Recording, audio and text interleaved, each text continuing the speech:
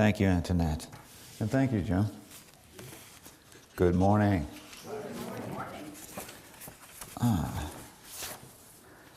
I'm going to be talking a little bit about attitude today. And so a lot of times when I do that, I've got a little caption here that's actually true. It's a true story. And it talks about attitude. And it shows you that sometimes it might need to be adjusted. The subject is, no, you change course. This is an actual logged radio transmission between a U.S. naval ship and Canadian authorities off the coast of Newfoundland in October 1995. Radio conversation released by the Chief of Naval Operations in 10/10/95. The Americans, please divert your course 15 degrees to the north to avoid collision. The Canadians recommend you divert your course 15 degrees to the south to avoid collision. The Americans, this is the captain of a U.S. Navy ship. I say again, divert your course. The Canadians, I say no again, you divert your course. The Americans, this is the aircraft carrier USS Lincoln, the second largest ship in the United States Atlantic Fleet. We are accompanied by 3 destroyers, 3 cruisers, and numerous support vessels. I demand that you change your course 15 degrees to the north. That's 15 degrees north, or countermeasures will be undertaken to ensure the safety of this ship. The Canadians, this is a lighthouse. It's your call.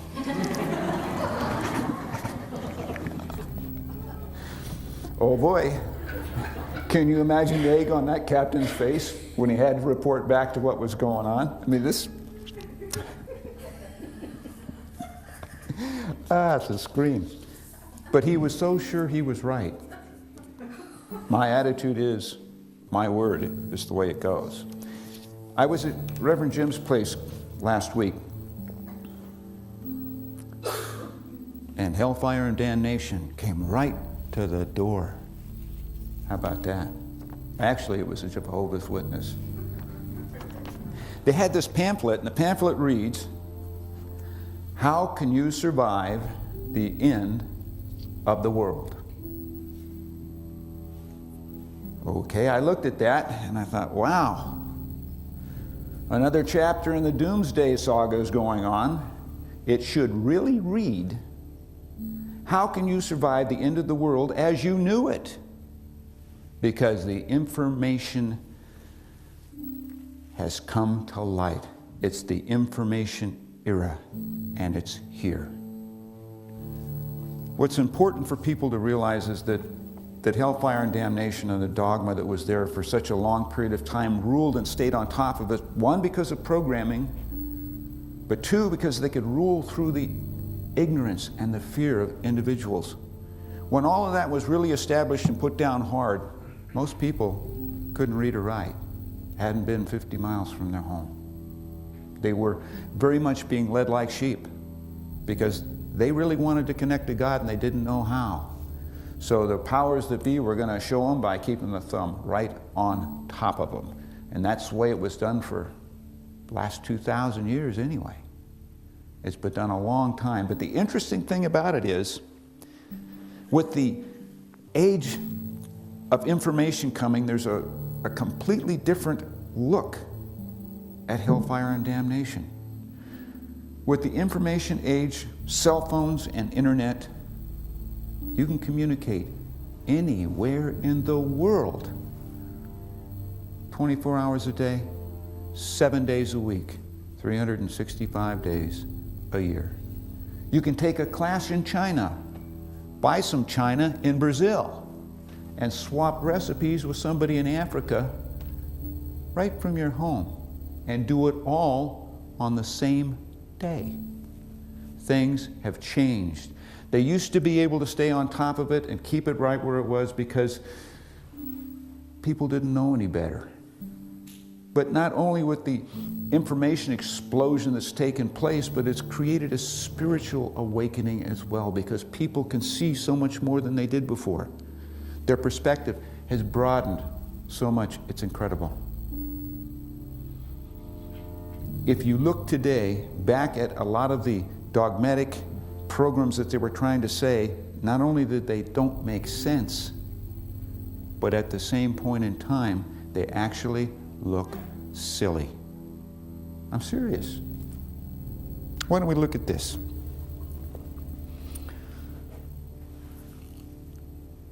We've put a man on the moon. We've looked billions of light years into space and seen billions of galaxies and seen the billions of stars. Hellfire and Damnation said, if you don't believe that the earth is the center of the universe, it's heresy, and you can be put to death for it. Yeah, exactly. It's going to be a pretty hard sell these days because it doesn't fit anymore. Now it looks foolish. Back then, that was law. How about this one? The earth is only a little over 8,000 years old. Wow. That's a hard sell too. We got a lot of fossils over there that are millions of years old, and the planet itself is billions of years old. So it doesn't make any sense there either. Here's my favorite.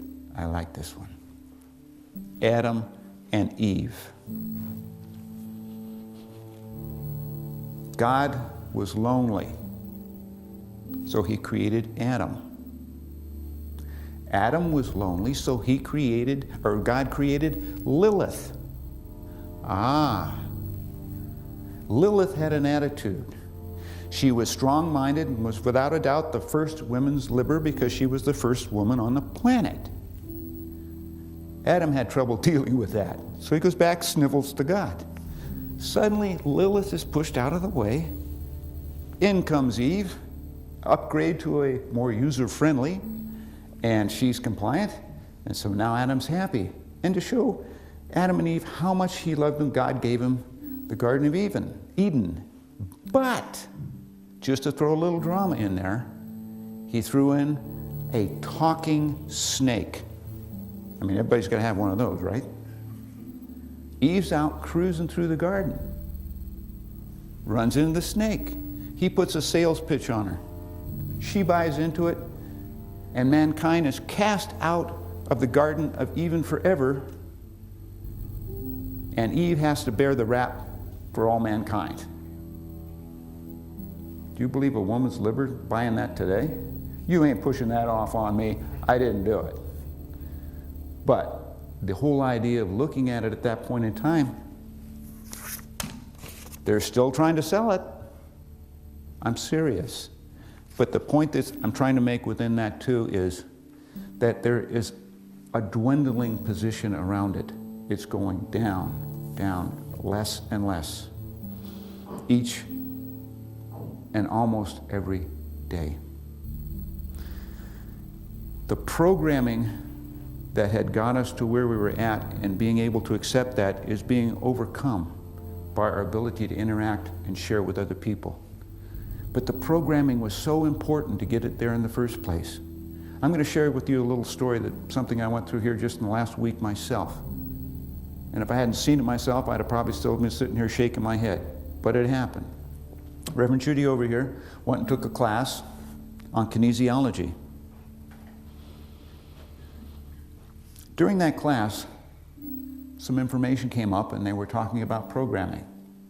So she comes back to me and she looks at me and says, "Do you know the color of a yield sign?" And I go, "Yeah." She says, "What color is it?" I said, "It's yellow and black. Everybody knows that." She says, "Are you sure?" And I said, "Yeah, I'd bet money on it." She looked at me and said, "No, it's not. It's red and white." I said, "You got to be kidding. I've been driving for over 40 years. It's yellow and black." I went down the street and looked at a yield right-of-way sign, and you know what color it was? Red and white. And you know what else was even interesting about that? She told me they changed the colors 15 years ago. Do you have any idea how many times I've driven past a yield the right-of-way sign and saw exactly what I wanted to see? What I was programmed to see, what I expected to see. And it went right by me. I mean, it was right there in red and white, not black and white, red and white, and I couldn't even see it because I wouldn't be willing to look for it. My mind was closed. I had already made it up and shut it down. And that part of human nature, when given and driven in the wrong direction, can create a whole lot of problems. But when it's freed up and allowed to move forward and involve itself in a consciousness position, it allows something different to take place. Programming can change. 40 years ago, a black man, Martin Luther King, was shot dead for simply asking to be respected as a man. Last November, a black man was elected President of the United States. You think that could have happened 40 years ago? How about 30 years ago? Never would have taken place. But something had to pull that wall down, break it down and get it past. And what happened is the circumstances were set up. It was programmed to happen. We had a good-looking, very articulate, charismatic individual, but he was still black. But what happened? The rest of the stage was set, and then the light was put on him. How did they do it? Look at it. Gas was $4.50 a gallon. Real estate's going in the toilet. Unemployment's off the chart. The whole economy's in the dumpster. People are desperate. And up pops someone that says, I have the answer. And at that point, they wouldn't have cared if he was purple. What they wanted to hear was that he could help them. And the fact that he was black didn't matter. That wall had been pushed past, and it made such an incredible impact on spirituality and human consciousness today. And you know what else is very interesting? You know who almost was President of the United States? Not McCain, Hillary.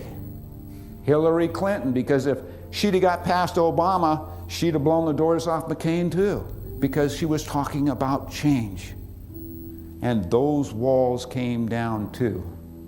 Lilith is back. Yeah.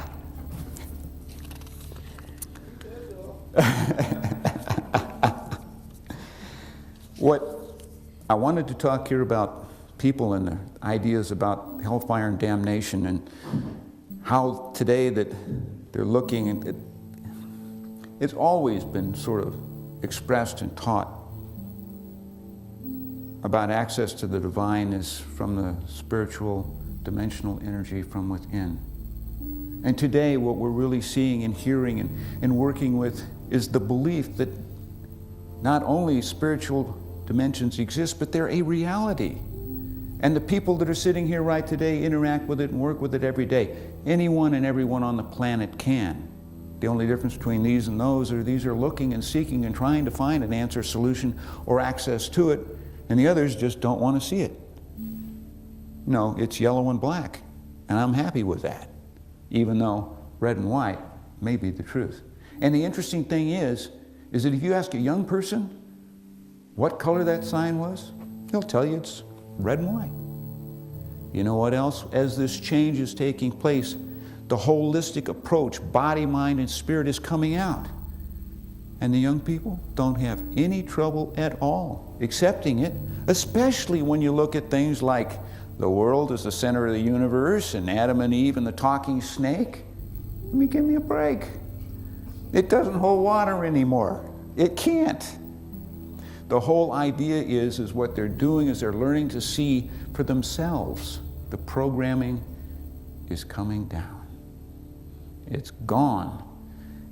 And what people are finally doing is catching up with it, little by little. The information era is here, and it's being absorbed by osmosis right into their being. What I want to say is, you need to understand that this is an incredibly big school. That's what the world is. I call it the experience zone, because it's a place where you can have physical experiences and undergo and interact and exchange. You can have happy ones, sad ones, good ones, bad ones, this one, that one. But they're all just exchanges of energy, which are experiences that influence who and what you are. They happen to this person, and then they happen to that one, and back and forth and in between. Today, since this is a school, it's just a class. I got news for you guys. Every one of you is born on death row. And the reason I say that is because nobody gets out alive. I don't care who you are. The process works the same for every single person on the planet. That's the way it goes. There is no way around it. You finally wake up one morning and realize that you're just passing through. This isn't who or what you are at all. And the time that you come up and understand that you're a spiritual being having a physical experience in a human body will allow you then to start embracing that experience rather than feeling very subject to it. The hellfire and damnation beat you down by telling you that you had to suffer for God to be able to appreciate who you are. Well, I got news for you. You can live and believe a lie your entire life, and the only person it ever really affects is you. But you get through your life just fine. How many people thought the world was flat? Guess what? They all got through life, and the same thing with the earth being the center of the universe. But what I'm talking about now is you can get through believing that it's a big school. I'm connected to the universe. I'm part of what God is and God's expression. And you know what? That works too. But it's a hell of a lot easier. You don't have to take that on. Accept what something is being pushed down upon you. Learn about who you are and who your human spirit really is, so that you can connect with it and develop your potential as a spiritual human being. I'd like to share with you a couple of keys if we're looking at it from that standpoint. You experience everything as an individual. I mean, absolutely everything. And you could look at me and say, oh no, I just had a conversation with Fred. We talked, we shared energy. Yeah, you did. But you know what else? Your experience of that conversation was different than Fred's. Everybody's programming is somewhat different. Everybody's lesson plan is somewhat different. Everybody's pre-life experiences are somewhat different. You can show two people exactly the same thing, separate them, have them write down what they saw, put it together, and you'd be surprised if, what the hell is going on here? They're not talking about the same thing at all. What they are talking about was what they were programmed to see, what they expected to see, or what they wanted to see. Not necessarily what it was at all. Keep that in mind. Realize that you are the captain of that ship, your ship. It's you. The rest of the world is out there. Let it stay out there. When it comes time to figure out who you are, get inside here. Because what you'll find out, the answer isn't out there. That's the one thing that all the masters have said in common. The kingdom of heaven is within you. When you go inside to your own dimensional area and being and be still, you can connect with that energy, because out here is really an illusion. It's just energy coming at you so you can have experiences, so you can fall back, regroup, and figure out what to do, and then come back out and interact with it again, over and over and over, to get the opportunity to share. But guess what? Pretty soon one day it's all gone and over. Remember, you're just passing through. It's just an experience zone. The only thing that's going to be left when you die is that spirit in you and the strength and the understanding that you gained while you were here. Trust me, you can have $1 billion in the bank, but it ain't going with you. What goes with you is what you took within your heart and held and understood and embraced. Whether it was fear or pain or this or that, that's what goes with you. So that's where you have to evaluate what you're going to do, what you want to hold on to, how you want to make it work, and how you're going to incorporate that into your life. The second point I want to leave, I'll tie this up because I'm running short on time, is for you to understand that problems being handed to you is the reason that you're here. This is the school. It isn't like, oh God, the whole world is wrong on me. You were handed a problem. Some of them are not so tough and some of them are downright ugly. But what you need to understand is this. The answer to that problem is within the problem. You're not going to find it out running around over here either. Learn to see past whatever illusion that problem created for you, and the solution is right there. And all you have to do is do what it is to do it. Make it happen. That's a key to remember, because everybody can get knocked off balance and you find yourself buying back in to that programming. That damn sign is yellow and black. I know it is. Well, and the third thing I want to touch before I close is that each and every one of you has a higher spiritual self. It's your connection to the universe and to God, and everyone has one. No one can take it away from you. It doesn't have anything to do what color, what this, what man, woman, this, that, rich, poor, old, young. You have it. It's yours. And it's yours from the moment that you get here to the moment that you check out. It's here through all of it, and after, before and after, but while you're in this physical body, you have that connection to God, where even though it feels like you're alone, and it seems like the world is closing in on you, so I must be alone. But the truth of the matter is you're not. You can always find within you those answers, the pieces to go within. Your higher self knows your strengths, your weaknesses. It knows every single one of your lessons that you need to learn. Where else could you go for better counseling? What you really got to find out is the lessons that you really need to learn. You can't run and hide from them. And the reason you can't run and hide from them is because you can't run and hide from yourself. As they say, the toughest lesson you'll ever face is the one that's staring back at you in the mirror in the morning. Because that's what you're up against each and every day. If you approach it from that standpoint, you have the answer and the solution just waiting to be embraced and understood.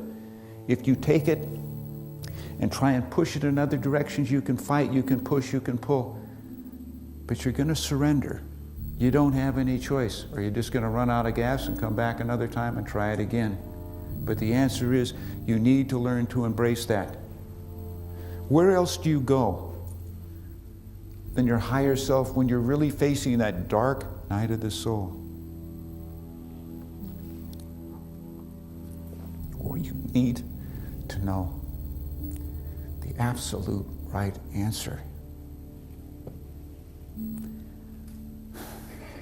Where do you go for healing of the pain and the scars that only you can see and feel? Certainly not out there. There's only one place to go.